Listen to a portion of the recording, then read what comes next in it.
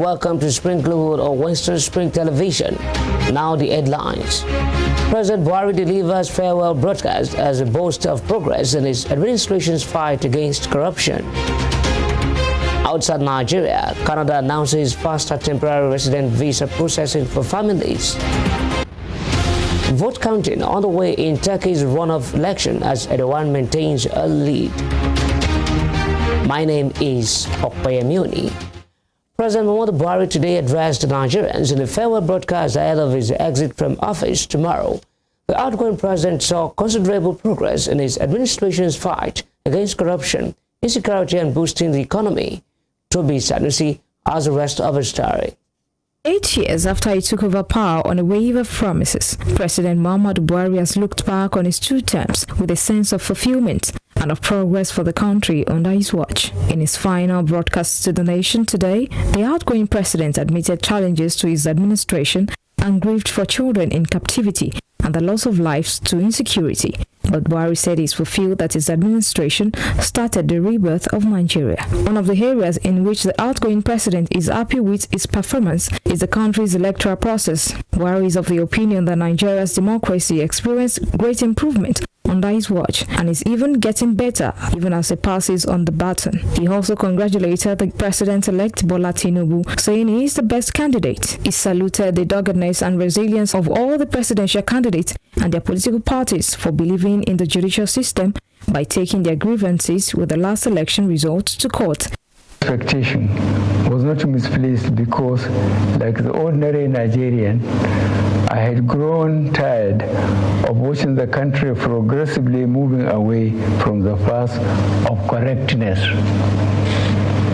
To ensure that our democracy remains resilient and our elected representatives remain accountable to the people, I am leaving behind an electoral process which guarantees that votes count, results are credible, elections are fair and transparent, and the influence of money in politics reduced to the barest minimum.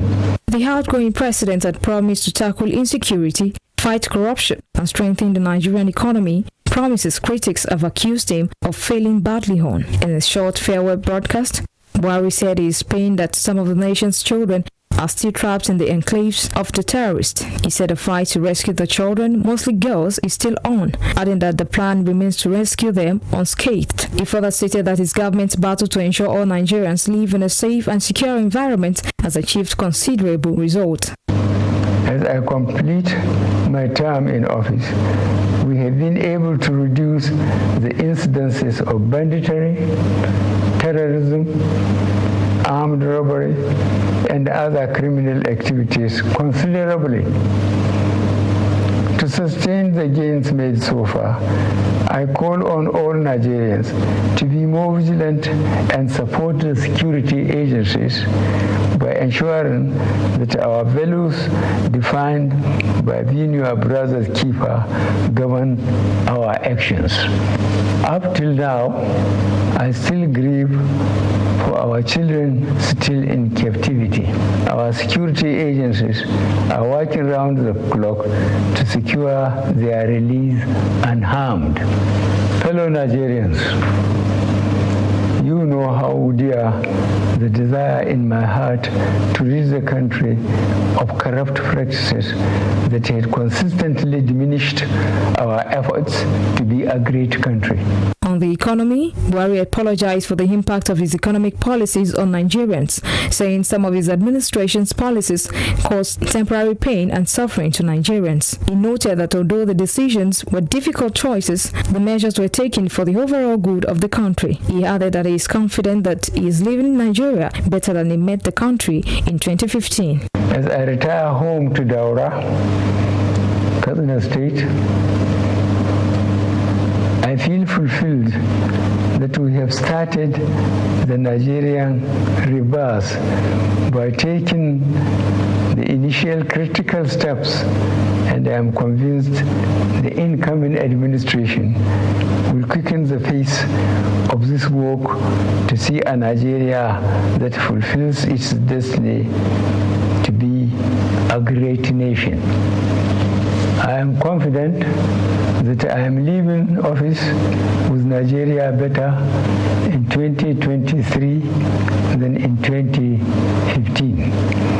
I thank you all, and may God bless the Federal Republic of Nigeria. Buhari saw considerable progress in his administration's fight against corruption, which was driven by what he described as a dear desire in his heart to rid the country of corrupt practices that had consistently diminished the efforts to be a great country. According to him, steps have also been taken to improve service delivery, which include the implementation of a number of reforms aimed at producing an efficient, productive, incorruptible, and citizen-oriented federal civil service. Buhari was re-elected for a second term in 2019 and will hand over power to the president-elect, Bola Tinubu, on May 29th, which is tomorrow.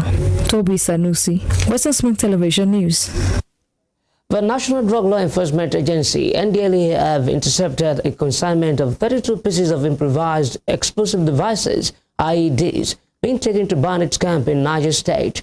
Chief Executive Officer of the agency, Mohammed Buba Marwa, has since ordered the immediate transfer of a suspect, Musa Mohammed, caught with the explosives on the 22nd of May along Wawa Road, Kanji, Niger State, to the military.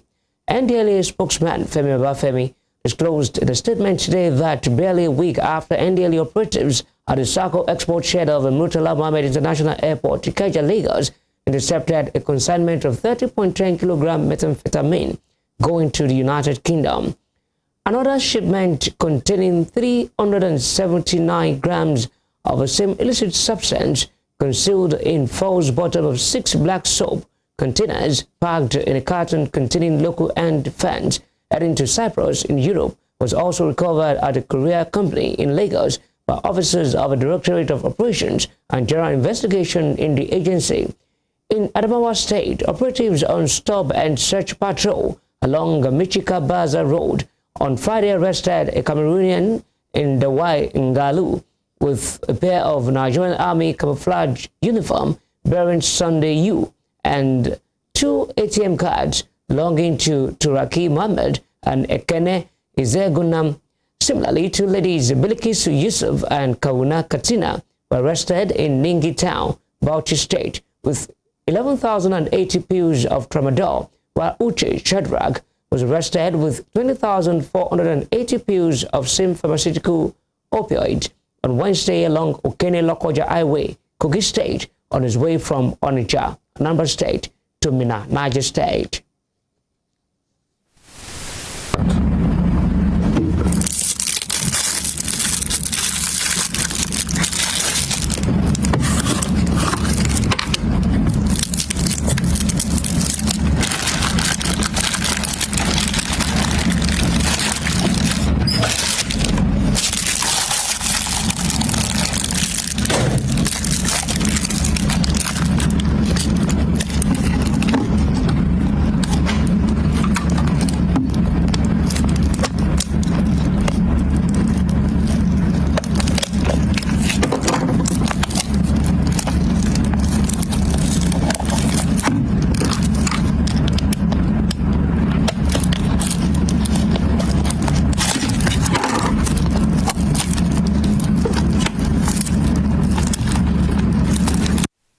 Outside Nigeria, Canada has announced the faster temporary resident visa processing and more considerate application measures.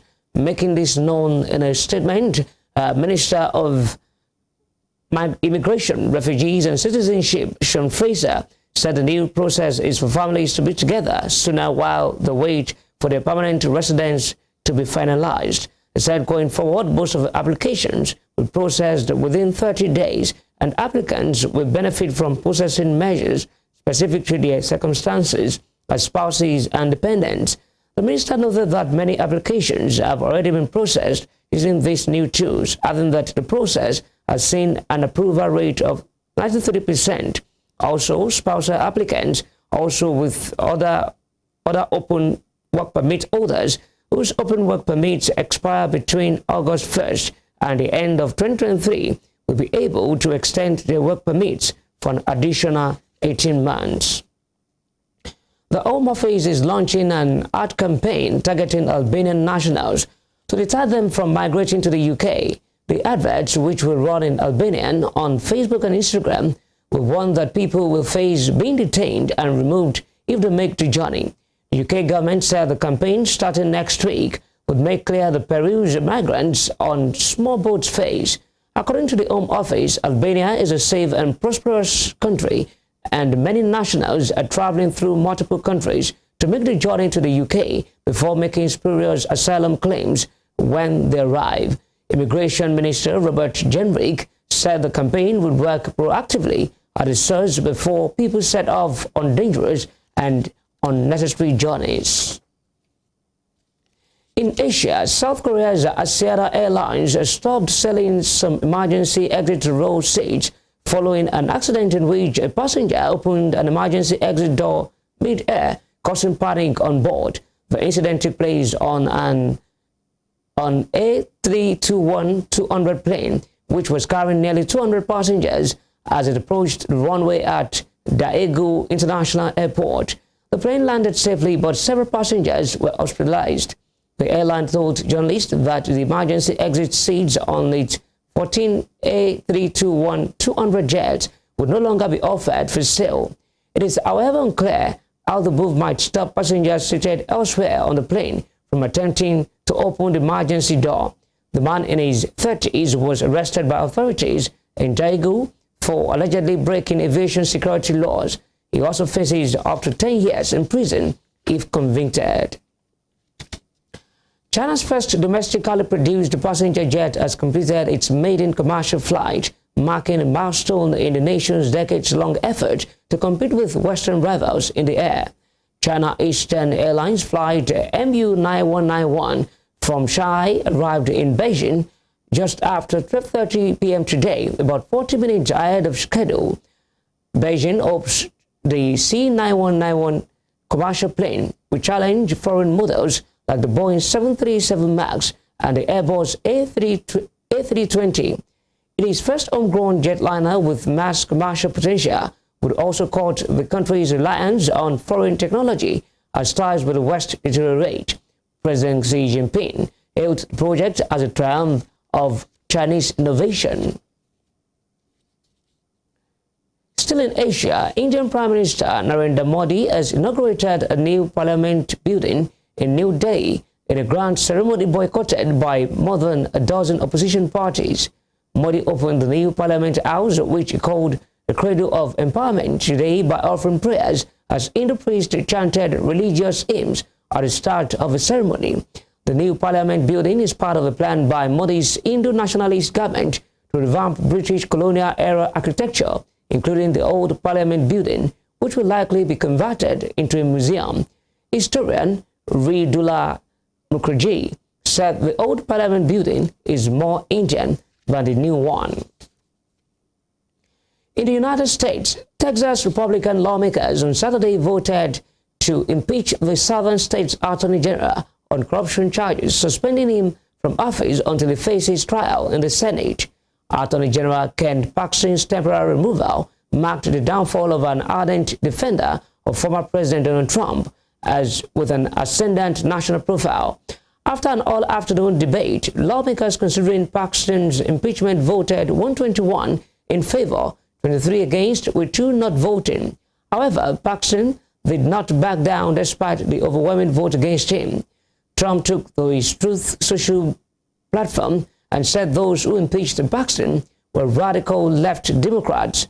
The 20 articles of impeachment against Paxton were for corruption, misuse of public funds, unfitness for office, and obstruction of justice. Elected in 2014 to head the Texas judiciary, Paxton was indicted for financial fraud in 2015, and his trial is pending. Question occurs on adoption of the resolution. This record vote required by the Constitution. The clerk ring the bell. Shows the Speaker voting aye. Show Mr. Longoria voting aye. Mr. Murr voting aye.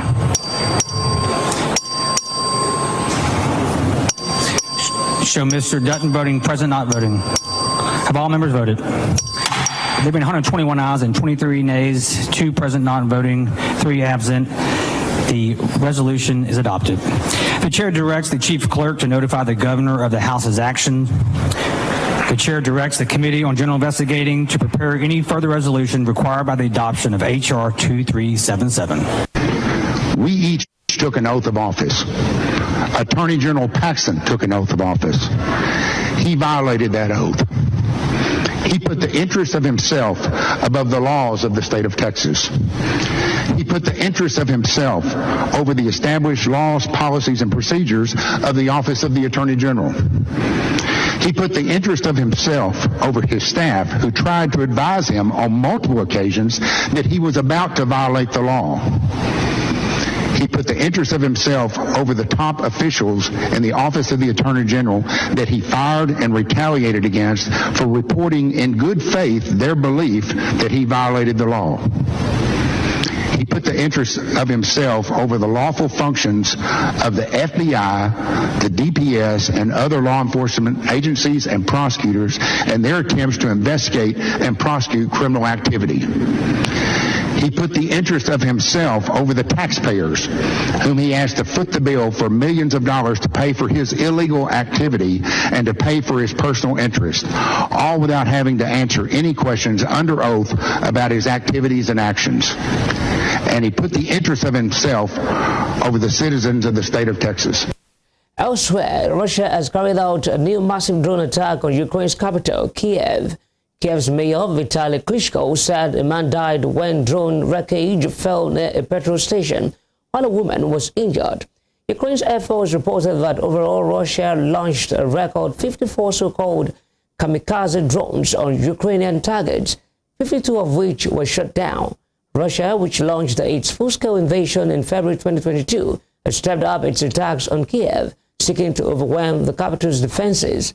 At least 2 high-rise buildings in different districts of the capital caught fire after being hit by falling drone fragments. You're watching Spring Global on Westernspring Television. We'll be right back after this break.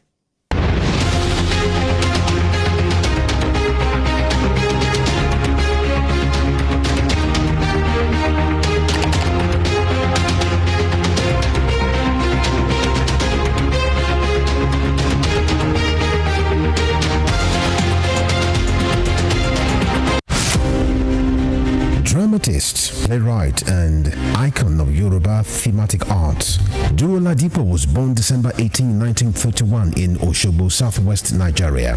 His clergyman father christened him Timothy. His other names, Duro Dola, Duro Shomo, Duro Rike, reflected his persona and the circumstances that surrounded his birth. The legendary stage actor had in several public fora identified himself as one of the greatest abikus born to die in this world. Family records reveal how he was born and died 13 times. The intertwining names he bore thus lent credence to his spiritism. Duro Ladipo was one of the best known and world-acclaimed Yoruba dramatists to emerge from post-colonial Africa. His notable works, Obakoso, Obawaja, and Moremi, took him beyond Africa to several parts of the world. By the time Duro Ladipo died on 11 March 1978, Nigeria's first cultural ambassador had acquired a towering image as an artist whose works adorn the frontage of Trenchard Hall, University of Ibadan. Westernspring Television identifies Duro Ladipo as a major character in history.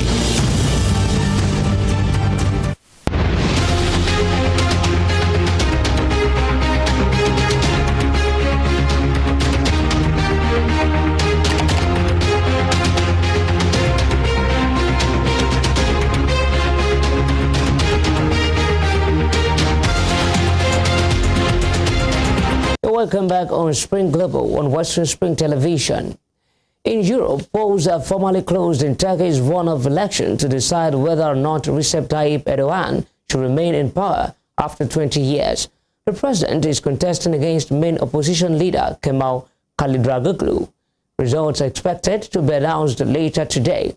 In the first round of voting on May 14th, Erdogan got 49.5% of support and Kılıçdaroğlu received 44.9%.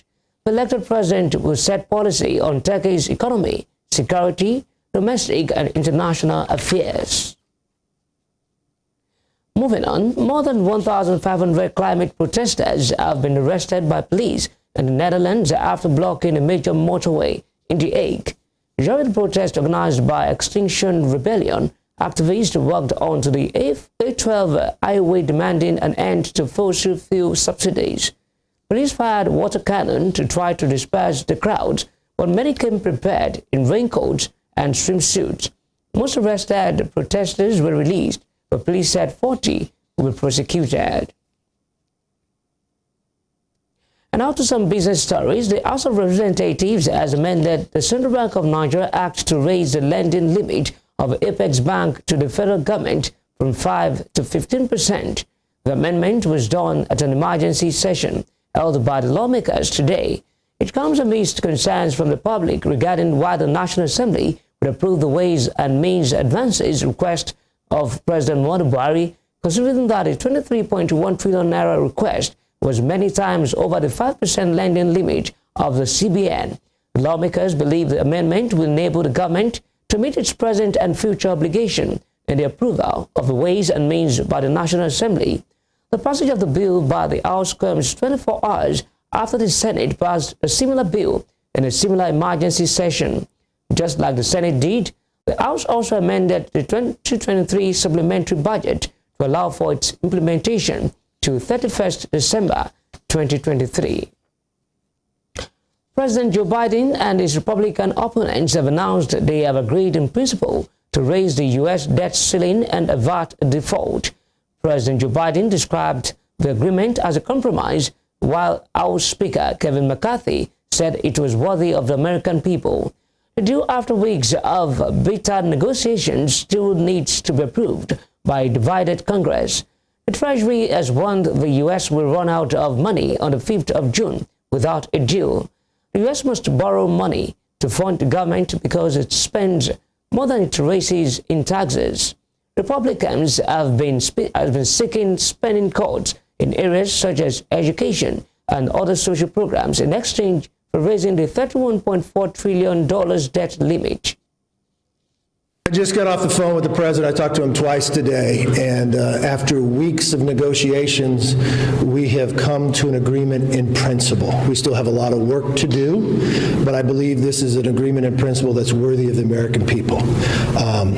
It has historic reductions in spending, consequential reforms that will lift people out of poverty into the workforce, rein in government overreach. There are no new taxes, no new government programs.